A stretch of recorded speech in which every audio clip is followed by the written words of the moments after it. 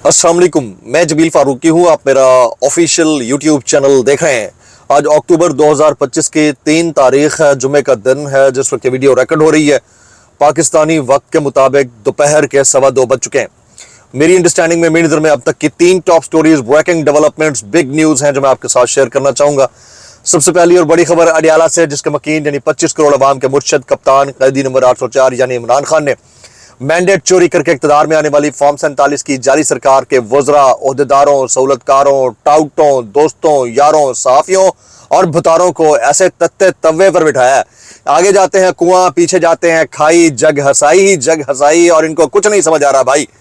कल जो इन्होंने नेशनल प्रेस क्लब के अंदर कर डाला है, उसके ऊपर अपने तो इनके ऊपर मलामत कर ही रहे हैं, और इनका तरीका वारदात भी यही है कि पहले कर लो, उसके बाद मजम्मत कर लो, फिर माफी तलाफी कर लो। लेकिन इंटरनेशनल ऑर्गेनाइजेशन जो ह्यूमन राइट्स को लेकर, इसके अलावा आज़ादी इजहार राय को लेकर गेज करती हैं कि नंबर आपके मुल्क के अंदर क्या होना चाहिए, उन्होंने वावेला मचा डाला है।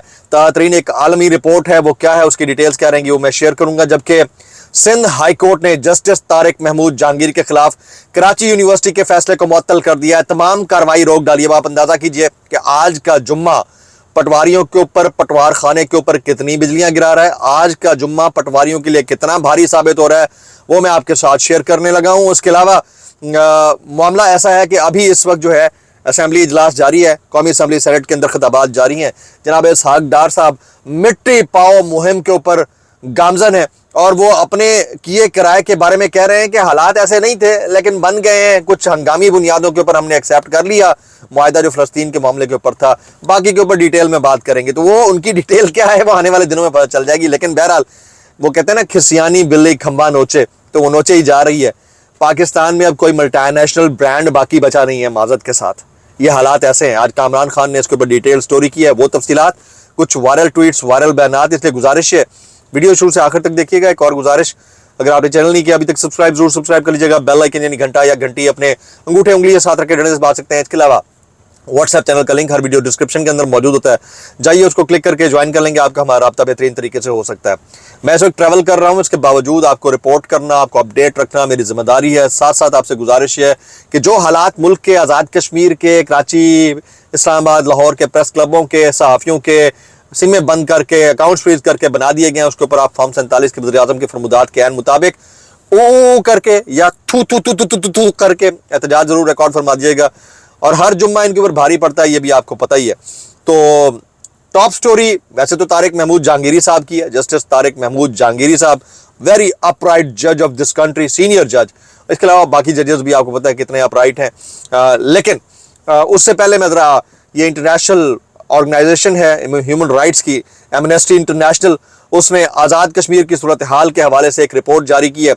एमनेस्टी इंटरनेशनल का आज़ाद कश्मीर की सूरत हाल, जानी नुकसान पर तशवीश का इजहार, ताकत के गैर ज़रूरी इस्तेमाल समेत तमाम वाक़यात की गैर जानिबदाराना तहकीकात और जिम्मेदारों को जवाबदेह ठहराने का मुतालबा कर दिया जी एमनेस्टी इंटरनेशनल ने। आज़ाद कश्मीर की मौजूदा सूरत हाल को रोका जा सकता था, और हुक्काम की अव्वलीन तरजीह ये होनी चाहिए कि मज़ीद ज़ख्मियों या जानी नुकसान से बचा जाए। सहाफ़ियों की जो आज़ादी है उसके ऊपर जो कदगन लगाई गई है और प्रेस क्लब के अंदर धावा बोला गया है, उसके ऊपर भी डिटेल में बात हुई है। जनाब, ये एमनेस्टी इंटरनेशनल ने खुलकर बात कर दी है। वैसे तो हमने कल कॉमनवेल्थ ऑब्जर्वर की रिपोर्ट देखी थी, तमाम ह्यूमन राइट्स ऑर्गेनाइजेशन इसके ऊपर बात कर रही हैं। एमनेस्टी इंटरनेशनल ने भी जो कुछ आज़ाद कश्मीर के अंदर हुआ है उसको अब ओपनली रिपोर्ट करना शुरू कर दिया है। आज़ाद कश्मीर के जो बासी हैं, उन्होंने हुकूमती बेंचों के साथ मुज़ाकरात को, जो 12 आपकी फिक्स सीट्स हैं ना, जो 12 रिजर्व सीट्स हैं, उनके साथ मशरूत कर डाला है, और वो बहुत गुस्से में भी है। सो ब्रैडफर्ड के अंदर, लंदन के अंदर जगह जगह एहतजाज हो रहा है, पेरिस के अंदर एहतजाज। कश्मीरी तो आपको पता है एक बड़ी कम्युनिटी है, वो नहीं छोड़ते, पहाड़ियाँ पीछे नहीं हटते। ये सारे पंजाब के लोग नहीं है, साउथ पंजाब के या फिर इर्द गिर्द वाले जो पीछे हट जाएंगे, डर जाएंगे, खप जाएंगे। पहाड़ियों की एक तारीख है भाई, ये किसी को समझ नहीं आके दे रही। तो एमनेस्टी इंटरनेशनल ने इसके ऊपर खुलकर बोला है। उसकी डिटेल्स फर्दर क्या रहेंगी, जैसे जैसे आती जाएंगी मैं आपको बताता जाऊंगा। अभी जरा आ जाते हैं जस्टिस तारिक महमूद जहांगीरी। वैसे तो hats off to all the upright जजेस like justice Mansoor Shah, justice Athar Minallah, justice Ayesha Malik, उधर इस्लामाबाद हाई कोर्ट आ जाए justice Tariq Mahmood Jahangiri, justice Babar Sattar, justice Sardar Ejaz Ishaq Khan, justice Mohsin Akhtar Kayani and many more, justice Arbab Mohammad Tahir. इन्होंने जो है ना समन रफत इम्तियाज, इन्होंने अपना एक बेंच मार्क सेट किया है। जस्टिस तारिक महमूद जहांगीरी के हक में आज फैसला आया है। सिंध हाई कोर्ट ने जस्टिस तारिक महमूद जहांगीरी के खिलाफ कराची यूनिवर्सिटी के फैसले को मुअत्तल करके तमाम कार्रवाई को रोक दिया है। जस्टिस तारिक महमूद जहांगीरी केस में सिंध हाई कोर्ट के जस्टिस इकबाल कलहोड़े के रिमार्क्स हैं कि यहां एक बंदे की जिंदगी भर की कमाई दाव पर लगी है। हो सकता है जाती मफाद की वजह से दरख्वास्त गुजार के खिलाफ कार्रवाई की गई हो। 30-35 साल बाद अगर कोई दरख्वास्त देता है तो मुतासरा फर्द को बुलाना चाहिए। फरीकैन को सुने बगैर किए गए अदालती फैसले की भी अहमियत नहीं होती। एक्स पार्टी जजमेंट को अच्छा जजमेंट नहीं समझा जाता, तुन के रख दिया है जनाब जज साहब ने। तो ये हालात हैं, ये हालात मैं आपके साथ शेयर करना चाहता हूं। दूसरी टॉप स्टोरी जो बिजलियां गिरा रही है पटवार खाने के ऊपर, क्योंकि आपने करनी तो अपनी है, दो नंबरियां भी चल रही हैं। यानी एक तरफ आप सिफारिश के ऊपर आते हैं, फिर मेरिट करते हैं, ठीक है। एक तरफ आप जो है वो गलतकारी करते हैं और उसके ऊपर कहते हैं नहीं जो हुआ हम इसके ऊपर मजम्मत करते हैं। एक तरफ आप तशद्दुद करते हैं और उसके बाद आप कहते हैं कि नहीं ये जिसने भी किया है इसके खिलाफ हम नोटिस लेते हैं, ये बदमाशी है।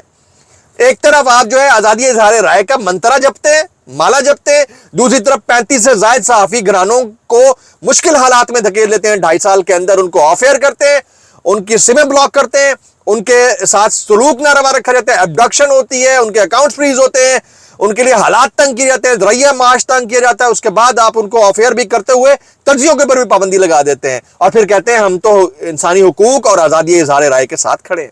ये जो दो नंबरी है ना, ये साइंस ई गोला पे तो किसी को समझ नहीं आई भाई, ठीक है ना।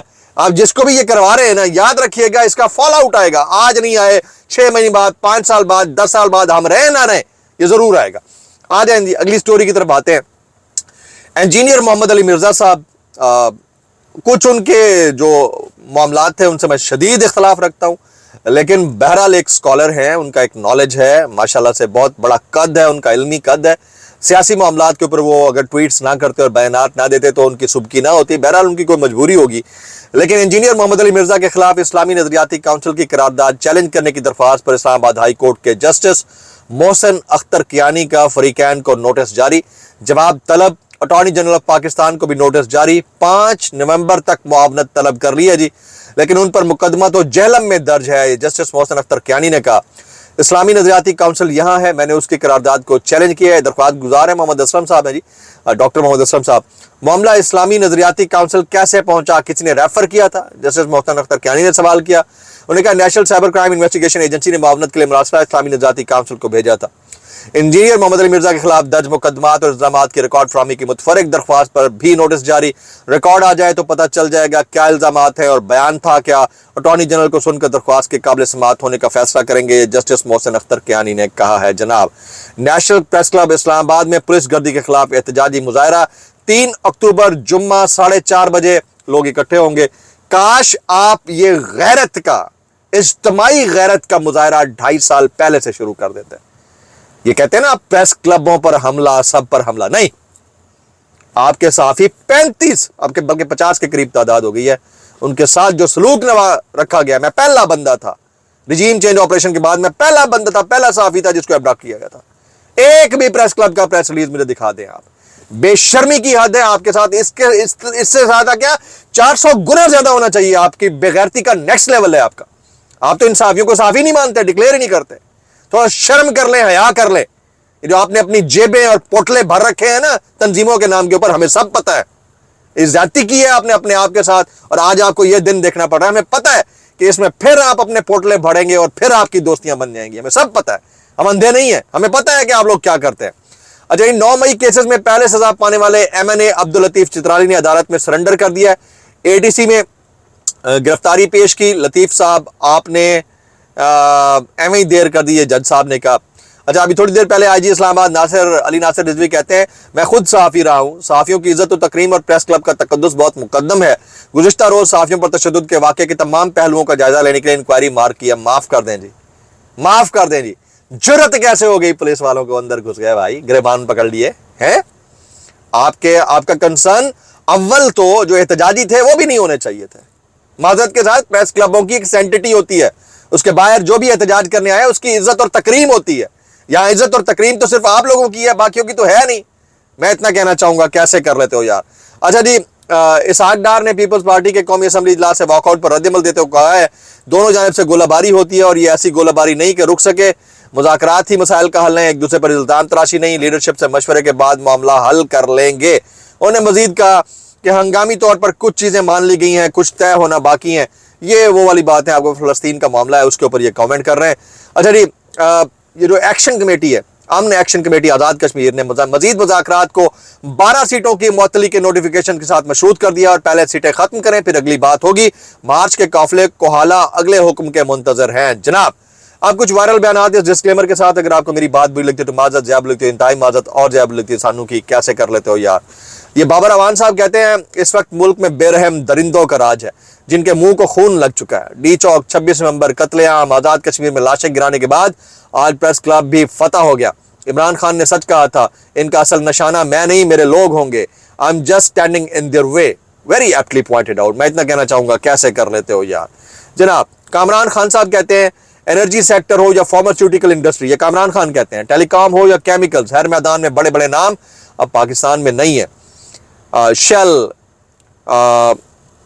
پورسا، Telenor, Warid, Uber, Careem, Bayer, Sanofi, فریزن، جانسن اینڈ جانسن، فائزر، اوٹے کیمیکلز وغیرہ دیگر کمپنیوں کو اپنے اثاثے بیچ کر منتقل کر کے پاکستان سے جا چکے ہیں، جو کہ انتہائی افسوسناک ہے جناب۔ پھر کہتے ہیں کہ پچھلے چند سالوں کے دوران ایک کے بعد ایک کمپنی پاکستان سے اپنی انویسٹمنٹ اور بزنس سمیٹتی جا رہی ہے، یہ کیا ہو رہا ہے؟ کامران خان صاحب سینئر اینکر پرسن ہے، ان کا کامنٹ ہے۔ جنید سلیم صاحب کہتے ہیں ویسے تو رجیم چینج کے بعد ہر شعبہ ہی تباہی کے دہانے پر ہے، مگر ٹیکسٹائل سیکٹر کا حال ہے سب سے پتلا۔ عمران خان دور میں ٹیکسٹائل سیکٹر پر ایسا عروج تھا کہ کام کرنے کے لیے مزدور ملتے ہی نہیں تھے، یہ ابھی تک کسی کو سمجھ نہیں آ کے دے رہی جی۔ میں اتنا کہنا چاہوں گا، کیسے کر لیتے ہو یار۔